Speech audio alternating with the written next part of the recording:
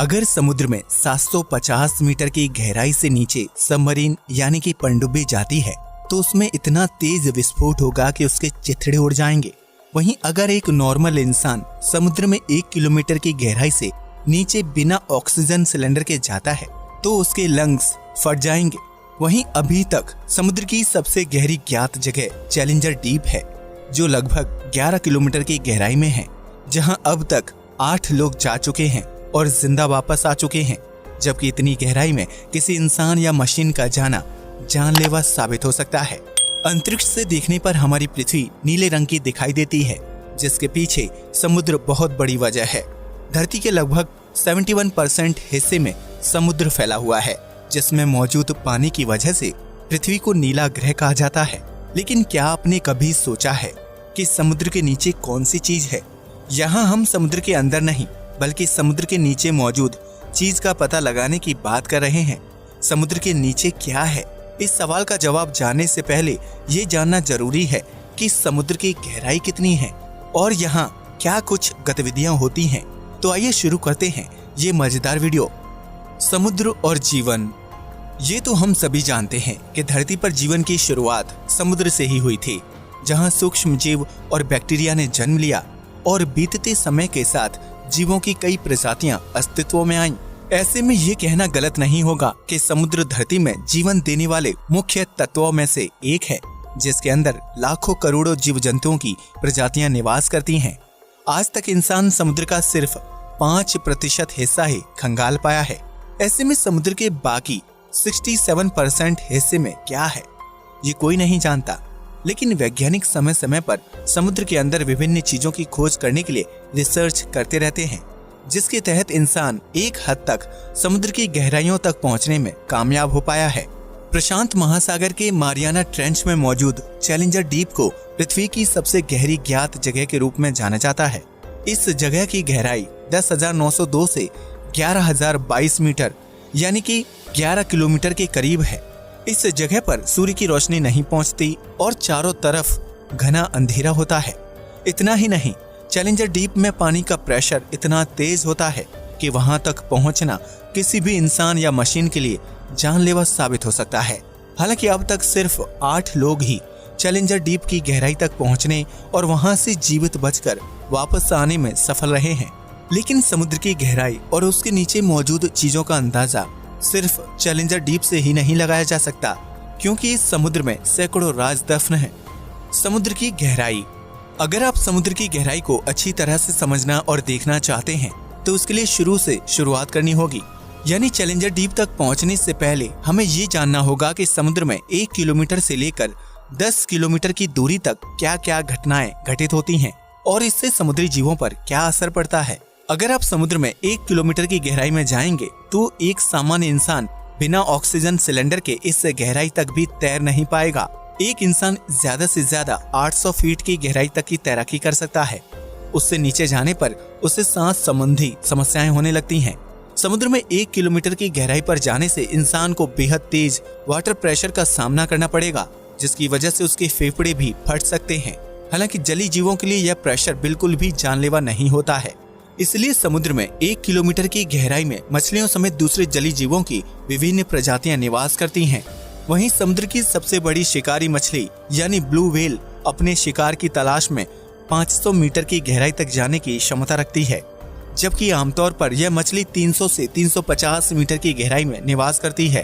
अगर आप इससे आगे समुद्र की गहराई में जाते हैं तो आपको 750 मीटर की गहराई में पनडुब्बियां नजर आएंगी।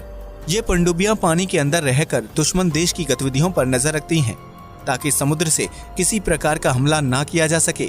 लेकिन 750 मीटर से ज्यादा गहराई में जाने पर पनडुब्बी पानी का प्रेशर नहीं झेल पाती और कुछ ही मिनटों में फट जाती है। यानी 800 मीटर की गहराई तक जाने पर आपको तापमान बेहद कम महसूस होने लगेगा। यह वो जगह होगी जहां सूर्य की रोशनी ना के बराबर पहुंचती है। इसी वजह से समुद्र की उस गहराई में बेहद ठंडा तापमान होगा। लेकिन कुछ जलीय जीव उस तापमान में भी खुद को जीवित रखने की कला सीख चुके हैं। इतना ही नहीं, समुद्र में 800 मीटर की गहराई पर आपको ज्वालामुखी देखने को भी मिल सकते हैं, जिनमें विस्फोट भी होता है और ज्वालामुखी से निकलने वाली गर्मी जलीय जीवों को जिंदा रहने में मदद करती है। इस तरह समुद्र की गहराइयों में 11,022 मीटर तक पहुंचने के बाद आपको घनघोर अंधेरा दिखाई देगा और यही वो जगह होगी जिसे हम सभी चैलेंजर डीप के नाम से जानते हैं। ये गहराई इतनी ज्यादा है कि अगर दुनिया के सबसे बड़े पहाड़ यानी माउंट एवरेस्ट को चैलेंजर डीप में उल्टा डाल दिया जाए तो उसकी चोटी भी चैलेंजर डीप की गहराई को छू नहीं पाएगी और 3 किलोमीटर की दूरी पर रुक जाएगी। हालांकि वैज्ञानिकों द्वारा निर्मित कुछ एडवांस मशीनें चैलेंजर डीप की गहराई तक पहुंचने में सफल हो पाई हैं ताकि वहां के माहौल का पता लगाया जा सके। लेकिन चैलेंजर डीप के बाद समुद्र के नीचे क्या है, ये सवाल अभी भी जस के तस बना हुआ है। क्या है समुद्र के नीचे? अगर आपको लगता है कि समुद्र के नीचे विभिन्न प्रकार के जीव जंतु निवास करते हैं या फिर वहां सोना चांदी मौजूद होगा तो आप बिल्कुल गलत हैं।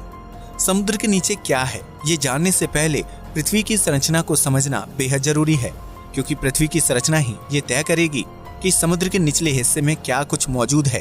पृथ्वी की सबसे ऊपरी लेयर को क्रस्ट कहा जाता है, जहां आप, हम, नदियां, पहाड़, समुद्र और अनेकों जीव जंतु निवास करते हैं। क्रस्ट की ये लेयर 5 से 10 किलोमीटर की मोटाई वाली है। इसके बाद मेंटल की लेयर शुरू हो जाती है। क्रस्ट की लेयर में 1 किलोमीटर की गहराई तक ड्रिल करके तेल और प्राकृतिक संसाधन निकाले जा सकते हैं। हालांकि लगातार होती खुदाई की वजह से आधुनिक समय में प्राकृतिक संसाधन और तेल 1 किलोमीटर के बजाय 2 किलोमीटर की गहराई में प्राप्त होते हैं। इसी तरह समुद्र की गहराई में रहने वाले जीव जब मर जाते हैं तो उनकी बॉडी सालों साल तक पानी में डिकम्पोज होती है और आखिर में कच्चे तेल में तब्दील हो जाती है। लेकिन इसका मतलब ये नहीं है कि समुद्र के नीचे कच्चा तेल मौजूद है, क्योंकि डिकम्पोज की प्रक्रिया सालों साल चलती है। ऐसे में इतनी ज्यादा मात्रा में तेल का निर्माण तो संभव नहीं है। फिर समुद्र के नीचे क्या है? असल में समुद्र के नीचे भी पानी ही पानी मौजूद है, लेकिन ये पानी समुद्र से नहीं आता है। पृथ्वी की संरचना और यहाँ जीवन की शुरुआत होने से पहले वातावरण तैयार हुआ और मौसमी चक्र की शुरुआत हुई, जिसके परिणाम स्वरूप धरती पर सालों साल तक बरसात होती रही। आसमान से बरसते इस पानी को पृथ्वी के जमीनी हिस्से ने काफी गहराई तक सोख लिया। वहीं बरसात का कुछ पानी नदियों और झरनों में मिलकर सीधा समुद्र में चला जाता था। जमीन द्वारा सोखे गए पानी को पहले कुएं, हैंडपंप की मदद से इंसान द्वारा निकाला गया, जबकि अब बोरवेल की मदद से जमीनी पानी को बाहर निकालकर इस्तेमाल किया जा रहा है। हालांकि पृथ्वी पर इंसान का इतिहास ज्यादा पुराना नहीं है, जबकि धरती पर करोड़ों साल तक बरसात होती रही। ऐसे में सवाल खड़ा होता है कि आखिर इतने सालों तक पृथ्वी पर बरसने वाला पानी कहाँ गया? तो इसका जवाब है समुद्र के नीचे। जी हाँ, आपने बिल्कुल सही सुना। समुद्र के नीचे कुछ और नहीं बल्कि सालों साल से इकट्ठा हुआ बरसात का पानी मौजूद है। आसमान से बरसा ये पानी जमीन के अंदर समुद्र के नीचे बराबर मात्रा में फैला हुआ है और सालों से स्टोर है। करोड़ों साल तक चले जल चक्र के कारण यह पानी क्रस्ट के नीचे और मेंटल के ऊपरी हिस्से में जाकर जमा हो गया। इन्हीं 2 लेयर्स के बीच हमारा समुद्र भी मौजूद है। इसलिए ये कहा जा सकता है कि समुद्र के नीचे कुछ और नहीं बल्कि सालों पहले बरसात के जरिए धरती पर आने वाला पानी मौजूद है। समुद्र के नीचे बहती हैं नदियाँ।